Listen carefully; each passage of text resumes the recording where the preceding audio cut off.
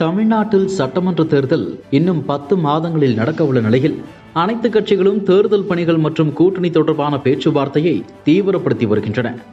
அதிமுகவை பொறுத்தவரை ஏற்கனவே பாஜகவுடனான கூட்டணியை உறுதி செய்துவிட்டது. அடுத்ததாக இந்த அணியில் கூடுதலாக சில கட்சிகளை இணைக்க ஆர்வம் காட்டி வருகிறது. பாமக, தேமுதிக, தமாக உள்ளிட்ட கட்சிகள் இணையலாம் என்றும் எதிர்பார்க்கப்படுகிறது. இதனிடையே அதிமுகவுடனான கூட்டணி உறுதி செய்யப்பட்டது முதலே பாஜகவினர் தேசிய ஜனநாயக கூட்டணி ஆட்சி என்றே கூறி வருகின்றனர். அதிமுக தரப்பில் தேர்தல் கூட்டணி மட்டுமே ஆட்சியில் பங்கு கிடையாது என்று கூறிய பின்னரும் கூட்டணி ஆட்சி என்ற வார்த்தையை சொல்லி வருகிறார்கள்.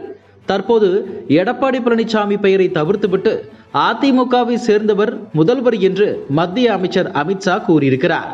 அது மட்டுமல்லாமல் இந்து முன்னணி மற்றும் பாஜக நடத்திய மாநாட்டில் பெரியார், அண்ணா ஆகியோரை கொச்சைப்படுத்திய விவகாரம் அதிமுகவுக்கு பின்னடைவை உருவாக்கி இருக்கிறது. தொடர்ச்சியாக அதிமுகவை சீண்டும் பணிகளில் பாஜக இயங்கி வருவதாக பார்க்கப்படுகிறது. முதலில் கூட்டணி ஆட்சி என்று சொன்ன பாஜக தற்போது முதல்வர் வேட்பாளர் எடப்பாடி பழனிசாமி என்று கூட சொல்லாமல் தவிர்த்திருக்கிறது. இதனால் தேர்தல் நேரத்தில் அதிமுக பாஜக கூட்டணி பிரிவதற்கு அதிக வாய்ப்புகள் உள்ளதாக அரசியல் விமர்சகர்கள் கூற தொடங்கியிருக்கின்றனர். ஏற்கனவே வாஜ்பாய் தலைமையிலான பாஜக ஆட்சியை கவிழ்த்த பெருமை அதிமுகவுக்கு உள்ளது. இதனால் மீண்டும் கடைசி நேரத்தில் அதிமுக அந்த முடிவை எடுக்க வாய்ப்புகள் உள்ளதாக பார்க்கப்படுகிறது. பாஜக கூட்டணியில் இருந்து விலகி தமிழக வெற்றி கழகத்துடன் அதிமுக கூட்டணி அமைக்க வாய்ப்பு அமையலாம். அது மட்டுமல்லாமல் தாவேகாவை தொடங்கியதிலிருந்தே அதிமுகவை விஜய் விமர்சிக்கவில்லை. இன்னொரு பக்கம் அதிமுக மாவட்ட செயலாளர்கள், நிர்வாகிகள் கூட்டத்திலும் கூட விஜய் மற்றும் தாவேகாவை விமர்சிக்க வேண்டாம் என்று எடப்பாடி பழனிசாமி அறிவுறுத்தியிருக்கிறார். அதிமுக 2ஆம் கட்ட தலைவர்களும் தாவேகா தங்களுடன் கை கோர்க்க வேண்டும் என்று ஆர்வம் காட்டி வருகிறார்கள். இதனால் கடைசி நேரத்தில் அதிமுக தாவேகா கூட்டணி உறுதியாகும் என்று கருதப்படுகிறது. தாவேகாவுக்கு இளைஞர்கள் ஆதரவு இருந்து வரும் சூழலில் அதிமுகவுக்கு பாரம்பரிய வாக்குகள் நிச்சயம் கை கொடுக்கும்.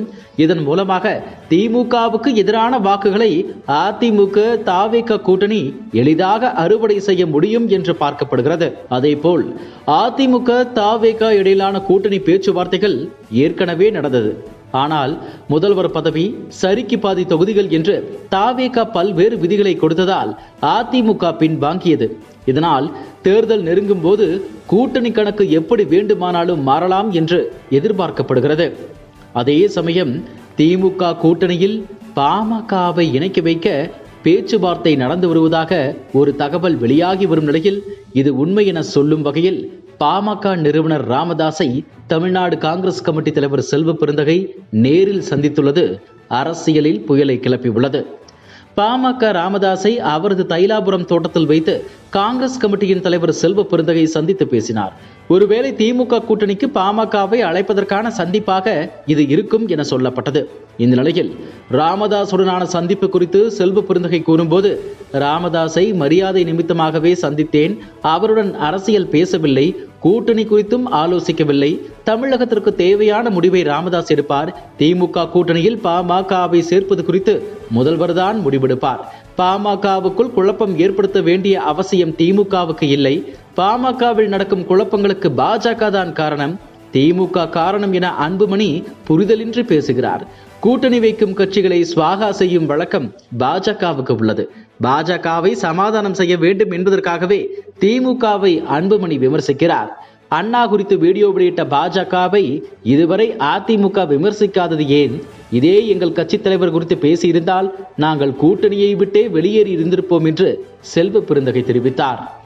ஆக தாவேகா அதிமுகவுடனும் பாமக திமுகவுடனும் கூட்டணி சேர்வது உறுதியாகியுள்ளது. இருப்பினும் இரு கட்சிகளும் அதிகாரப்பூர்வமாக அறிவிக்கும் வரை சில மாதங்கள் வரை பொறுத்திருந்து பார்க்கலாம். இதுபோன்ற செய்திகளை மேலும் தெரிந்து கொள்ள எங்களது யூடியூப், ஃபேஸ்புக் மற்றும் ட்விட்டர் ஆப்களை சப்ஸ்கிரைப் செய்யவும்.